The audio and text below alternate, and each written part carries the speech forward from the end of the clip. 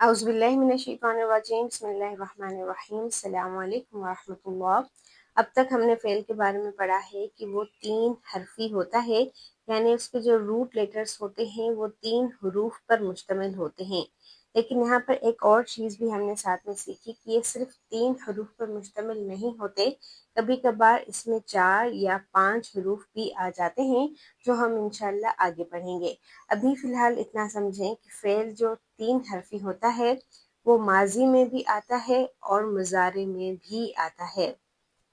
پہلے ہم نے ماضی کو سمجھا اور پھر ہم نے مضارع کو سمجھا، اور ہم نے دیکھا کہ ہر فعل کی گردان بنتی ہے اور ہر گردان میں 14 صیغے ہوتے ہیں اس فعل کے، اور وہ صیغے ضمائر کے مطابق ہوتے ہیں کیونکہ ہر فعل کے اندر ایک ضمیر چھپی ہوئی ہوتی ہے، یعنی ہم اس میں ضمیر کا ترجمہ بھی کرتے ہیں۔ پھر ہم نے دیکھا کہ فعل ماضی جیسے سمع یعنی اس نے سنا، اس کا یعنی ضمیر اس میں اندر موجود ہے۔ پھر کرم اس نے اکرام کیا، اور ضرب اس نے مارا۔ ٹھیک ہے، یہاں پر آپ کو ایک چیز ملے گی کہ یہاں پر سمع میں میم جو ہے اس پر زیر ہے، کرما میں را پر پیش ہے، اور ضرب میں را پر زبر ہے۔ یعنی اگر ہم ان تینوں کلمات کو یا ان تینوں حروف میں سے بیچ والا حرف نکالیں تو اس کو عین کلمہ کہا جاتا ہے۔ عین کلمہ کیوں؟ دیکھیں، یہ فعل ہے نا، فعل، تو ہم ان تینوں کو فعل کے وزن پر رکھیں گے۔ سمیع کو اگر ہم فعل کے وزن پر رکھیں تو یہ ہو جائے گا فاعل، یعنی فا، عین اور لام، تو اس حساب سے سین کلمہ ہو جائے گا فا کلمہ، میم کلمہ ہو جائے گا عین کلمہ، اور عین کلمہ ہو جائے گا لام کلمہ۔ یعنی آپ ہر فعل کے شروع والا جو لفظ ہے اس کو فا کلمہ کہیں گے کیونکہ فعل ہے نا، تو اور بیچ والے کو عین کلمہ اور آخری والے کو لام کلمہ۔ تو ایسے ہی سمیع، کرما، ضرب میں جو فا کلمہ ہے ان تینوں پر زبر ہے، ان تینوں میں آپ زبر دیکھیں گے، لیکن سمیع، کرما اور ضرب ان تینوں میں آپ صرف زبر یا صرف زیر یا صرف پیش نہیں دیکھیں گے، بلکہ زبر بھی ہے، زیر بھی ہے اور پیش بھی ہے۔ لیکن جو آخری کلمہ ہے جیسے سمیع، عین، کرما، میم اور ضرب با، اس پر بھی آپ صرف زبر دیکھیں گے۔ تو اصل تبدیلی کہاں ہوئی؟ عین کلمہ پر۔ عین کلمہ کبھی زبر والا ہو سکتا ہے، کبھی زیر والا ہو سکتا ہے، اور کبھی پیش والا ہو سکتا ہے۔ اب ہم مضارع کی طرف آتے ہیں۔ مضارع میں اگر ہم سمیع کو ہی رکھیں تو یہ ہو جائے گا یسمعو۔ سمیع سے یسمعو یعنی وہ سنتا ہے یا وہ سنے گا۔ پھر یکرمو اور یضربو۔ ٹھیک ہے، اب آپ یہاں پر نوٹ کریں، یہ جو یا ہے شروع والا یہ تو مضارع کی علامت ہے۔ ہم نے شروع میں پڑھا تھا کہ فعل مضارع کی 4 علامات ہیں جن کے ذریعے ہمیں پتہ چلتا ہے کہ یہ مضارع کا صیغہ ہے، اور ان علامات کے ذریعے ہی ہمیں ترجمہ کرنے میں آسانی ہوتی ہے کہ ہم وہ کا ترجمہ کریں، تم کا ترجمہ کریں، یا میں کا ترجمہ کریں، یا ہم کا ترجمہ کریں۔ اور وہ علامتیں 4 تھیں، ایک یا جو 4 مرتبہ استعمال ہوئی، ایک تا جو پوری گردان میں 9 مرتبہ استعمال ہوا، اور ایک الف جو ایک بار ہوا، اور ایک نون۔ ٹھیک ہے، کیونکہ ہم باتیں یہ پیچھے پڑھائے ہیں تو ہمارے لیے مشکل نہیں ہوں گی۔ ابھی یہاں پر ہم جو ٹاپک سمجھ رہے ہیں اس پر دھیان دیں، تو یہاں پر یا کو تو نکال دیں، ٹھیک ہے، یا پر زبر ہے اس کو نکال دیں کیونکہ یہ علامت مضارع ہے۔ باقی 3 حروف پر آئیں تو سین میم عین، کاف را میم اور ضاد را با۔ اب یہاں پر فا کلمہ، عین کلمہ اور لام کلمہ پر اگر ہم نوٹ کریں یا کو نکال کر تو سمیع یسمعو، تو یہاں پر عین کلمہ پر آ گئی زبر یسمعو، اور یکرمو عین کلمہ پر ہو گیا پیش، اور یضربو عین کلمہ پر ہو گئی زیر. ٹھیک ہے، دیکھیں نا، سمیع سین میں زبر یسمعو، یسمعو میں سین پر جزم، یقرؤ میں کاف پر جزم، اور یضربو میں ضاد پر جزم. ان تینوں پر جزم آئی، یعنی فا کلمہ پر تینوں میں جزم آئی، لیکن عین کلمہ پر تینوں پر ایک جیسی حرکت نہیں ہے. پھر آخر میں دیکھیں تو یسمعو عین پر پیش، یقرؤ میم پر پیش، یضربو با پر پیش، تو لام کلمہ پر پیش آئی. تو فرق یہاں پر عین کلمہ پر آیا. اب دیکھیں آج جو ہم ٹاپک پڑھ رہے ہیں اس کا نام ہے ابواب ثلاثی. ابواب ثلاثی مجرد. ابواب ثلاثی مجرد جس کا مطلب یہ ہے کہ جو ہم خالص 3 حرفی افعال پڑھ رہے ہیں ان پر زیر زبر پیش عین کلمہ پر کب آئے گی اور کیسے ہمیں پتہ چلے گا کہ یہاں پر ہم نے زبر دینی ہے یا یہاں پر زیر دینی ہے یا یہاں پر پیش دینی ہے. پہلی چیز، یہ آپ اپنی مرضی کے مطابق نہیں کر سکتے. دوسری چیز، آپ کو قرآن مدد دے گا. آپ قرآن میں دیکھیں گے کہ اس فعل کے عین کلمہ پر زبر ہے، زیر ہے یا پیش ہے. اور تیسری چیز، آپ کو اہل عرب بتائیں گے کیونکہ ان کی زبان ہے تو وہ جس طرح استعمال کریں گے ہم بھی ویسے ہی استعمال کریں گے.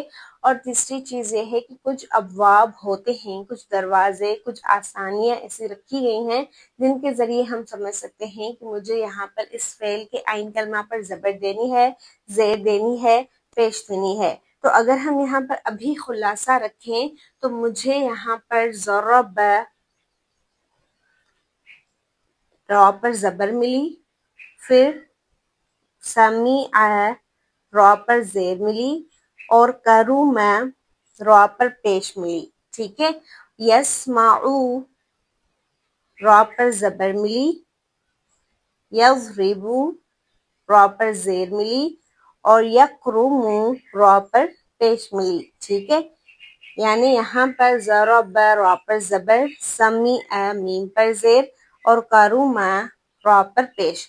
یضربو یہاں پر زبر سے زیر ہو گیا، یسمعو یہاں سے زیر سے زبر ہو گیا، اور یقرؤ پیش سے پیش ہی رہا. تو یہاں پر ایک پوائنٹ آپ نوٹ کریں کہ جب فعل ماضی میں عین کلمہ پر زبر ہوگی، جیسے ضرب عین کلمہ پر زبر ہے، تو فعل مضارع میں صرف زبر نہیں آئے گی، وہاں پر زیر بھی آ سکتی ہے، زبر بھی آ سکتی ہے، پیش بھی آ سکتے ہیں. آپ ان مثالوں سے سمجھیں. جیسے دیکھیں، ایک تو ہے ضرب، دوسرا فعل ہے ہمارے پاس فتح، فتح. تیسرا فعل ہے ہمارے پاس نصر، یہاں پر صاد پر زبر. ان تینوں پر زبر آئی ہے. ضرب میں بھی عین کلمہ پر زبر، فتح میں بھی عین کلمہ پر زبر، اور نصر میں بھی عین کلمہ پر زبر. لیکن اگر ہم ان تینوں فعل کو فعل مضارع میں کنورٹ کریں تو ضرب سے تو ہو جائے گا یضربو، اور فتح سے ہو جائے گا یفتح، یفتح یعنی تا پر زبر، اور نصر سے ہو جائے گا ینصرو. نوٹ کریں، ینصرو یعنی کہ صاد پر پیش. تو آپ کو پتا چلا کہ جب ہمارے عین کلمہ پر فعل ماضی میں زبر آئے گی، فعل ماضی میں عین کلمہ پر زبر آئے گی تو فعل مضارع میں عین کلمہ پر زبر بھی آ سکتی ہے، زیر بھی آ سکتی ہے، اور پیش بھی آ سکتا ہے. جیسے ضرب سے یضربو ہو گیا، زیر آ گئی.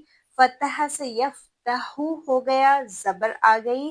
نصر سے ینصرو ہو گیا، پیش آ گئی. تو جب عین کلمہ ہمارا فعل ماضی میں زبر والا ہوگا تو فعل مضارع میں تینوں حرکات آ سکتی ہیں.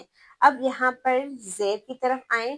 جب ہمارا عین کلمہ فعل ماضی میں زیر والا ہوگا، جیسے سمیع، تو مضارع میں وہ زبر والا بھی ہو سکتا ہے اور زیر والا بھی ہو سکتا ہے. جیسے ایک تو سمیع ہمارے پاس مثال ہے، دوسری مثال ہے ہمارے پاس حسیبہ. حسیبہ عین کلمہ پر زیر، اور یحسبو نہیں سوری بلکہ یحسبو عین کلمہ پر زیر. تو اگر ہماری ماضی میں عین کلمہ پر زیر آئے گی تو مضارع میں عین کلمہ پر زبر بھی آ سکتی ہے اور زیر بھی آ سکتی ہے. یہاں پر ہم ابھی تک ہمارے پاس 5 چیزیں سامنے آئی ہیں۔ ایک 3 یہ ہے کہ اگر فعل ماضی میں عین کلمہ زبر والا ہو تو فعل مضارع میں تینوں طرح سے آ سکتا ہے، یہ 3 ہو گئی۔ لیکن اگر فعل ماضی میں عین کلمہ زیر والا ہو تو فعل مضارع میں 2 طرح سے آ سکتا ہے، زبر والا بھی اور زیر والا بھی۔ تو 3 اور 2 یہ 5 ہو گئے۔ پھر یہاں پر آئیں، اگر ہمارا ماضی میں عین کلمہ پیش والا ہوگا، جیسے یہاں پر آپ کو لکھا ملے گا کروما پیش والا، تو یہاں پر مضارع ہمیں ہمیشہ پیش والا ہی ملے گا، اس میں کوئی تبدیلی نہیں آئے گی۔ آگے ہم انشاءاللہ مثالیں دیکھیں گے تو بات اور واضح ہو جائے گی۔ تو یہاں پر ہمیں کل 6 ابواب ملے جن کو ہم سیو کر کے یہاں پر لکھ لیتے ہیں۔ ایک ہے ہمارے پاس نصر، دوسرا ہے ہمارے پاس فتح، تیسرا ہے ہمارے پاس ضرب، چوتھا ہے ہمارے پاس سمیع، پانچواں ہے حسیب اور چھٹا ہے کروما۔ صحیح ہے؟ تو یعنی نصر اگر آئے تو مضارع میں آئے گا ینصرو پیش، ینصرو۔ فتح ہے اگر تو مضارع میں آئے گا یفتحو یعنی زبر، اور ضرب ہے اگر تو مضارع میں آئے گا یضربو یعنی کہ زیر۔ ٹھیک ہے؟ تو عین کلمہ اگر زبر والا ہوگا فعل ماضی میں تو فعل مضارع میں پیش بھی آ سکتا ہے، زبر بھی آ سکتی ہے اور زیر بھی آ سکتی ہے۔ پھر یسمعو سمیع سے ہو جائے گا یعنی عین کلمہ پر زبر، اور یحسبو حسیبہ سے ہو جائے گا عین کلمہ پر زیر۔ ٹھیک ہے؟ تو اگر ہمارا فعل ماضی میں عین کلمہ پر زیر ہوگی تو فعل مضارع میں زبر بھی آ سکتی ہے اور زیر بھی آ سکتی ہے۔ صحیح ہے؟ کروما سے ہو جائے گا ہمارا یکرمو، اور یہ بہت آسان ہے، اگر ماضی میں عین کلمہ پیش والا ہے تو مضارع میں بھی صرف پیش والا ہے۔ تو یہاں پر کل آپ کو ملے 6 ابواب۔ ایک عین کلمہ زبر ہے تو 3 ملے زبر زیر پیش، عین کلمہ زیر والا ہے تو 2 ملے زبر اور زیر، اور عین کلمہ پیش والا ہے تو 1 ہی ملا پیش۔ ٹھیک ہے؟ تو یہ کل ہوئے 6 ابواب۔ ان کو کہا جاتا ہے ابواب ثلاثی مجرد، یعنی 3 حروف سے بننے والے جو ابواب ہوتے ہیں۔ یعنی ہمیں کیسے پتا چلے کہ یہاں پر ہمیں ماضی پر کون سی زبر دینی ہے اور مضارع پر کون سی زبر دینی ہے۔ ماضی میں تو تھوڑا بہت آسان ہے کیونکہ ماضی پر صرف زبر زیر پیش آتی ہے، لیکن وہی اگر ہم مضارع میں کنورٹ کریں تو اس پر پیش زبر زیر کبھی کچھ آ سکتا ہے کبھی کچھ آ سکتا ہے۔ ٹھیک ہے؟ تو اس لیے یہاں پر ہماری آسانی کے لیے کچھ ابواب بنائے گئے ہیں۔ پہلا ہے باب نون، اس کو آپ کہیں گے نصر ینصرو سے باب نون، فتح یفتح سے باب فا، اور ضرب یضرب سے باب ضاد، سمیع یسمع سے باب سین، حسیب یحسب سے باب ہا، اور کرم یکرم سے باب کاف۔ تو ان 6 ابواب کو آپ نوٹ کر لیں۔ نصر کے نون سے باب نون، فتح کی فا سے باب فا، ضرب کی ضاد سے جو شروع والا حرف ہے باب ضاد، سمیع کے سین سے باب سین، حسیبہ کے ہا سے باب ہا، اور کرومہ کے کاف سے باب کاف۔ نون، فا، ضاد، سین، ہا اور کاف، یہ 6 حروف ہیں جن میں آپ کا فعل آئے گا کہ آپ نے یہاں پر عین کلمہ پر زبر دینی ہے یا زیر دینی ہے یا پیش۔ مثلا میں آپ کو کوئی حروف دوں اور کہوں کہ ان کو آپ باب فا پر لکھیں تو آپ فتح یفتح کی طرح دونوں پر زبر لگائیں گے، ماضی میں بھی اور مضارع میں بھی۔ اور اگر میں آپ کو کہوں کہ یہ فعل آپ باب سین پر لکھیں تو آپ سمیع یسمع کی طرح ماضی میں زیر اور مضارع میں زبر لگائیں گے۔ کچھ یہاں پر مثالیں ہیں، آپ نوٹ کریں. جیسے ہمارے پاس پہلی مثال ہے میم سین کاف. اب آپ کو یہ نہیں پتا کہ آپ اس کو مسک کا لکھیں گے، مسی کا لکھیں گے یا مسو کا لکھیں گے. آپ کے پاس 3 پاسبلٹیز موجود ہیں، مسک کا، مسی کا اور مسو کا. یعنی جو تبدیلی آتی ہے وہ صرف عین کلمہ پر ہی آتی ہے. میم اور کاف ان دونوں کو ہم زبر ہی لگائیں گے، وہ آسان ہے.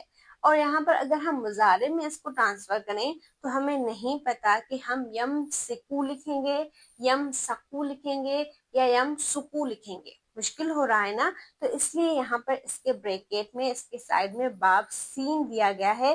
یعنی آپ اسے سمیع یسمعو کے پیٹرن پر رکھیں، تو ماضی میں یہاں پر رکھیں اور مضارع میں یہاں پر رکھیں. اپنی کاپیز کھولیں اور ابھی یہ ایکٹیویٹی میرے ساتھ کرتے جائیں، بلکہ یہ میں آپ کو تمام مثالیں ابھی دے جاؤں گی، میں سب ایک ساتھ نہیں کرواؤں گی. آپ نے خود اپنی کاپی پر یہ تمام مثالیں نوٹ کرنی ہے.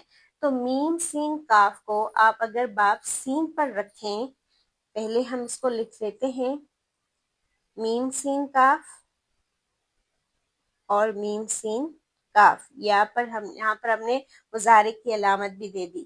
تو میں نے یہاں پر کون سا اعراب دینا ہے؟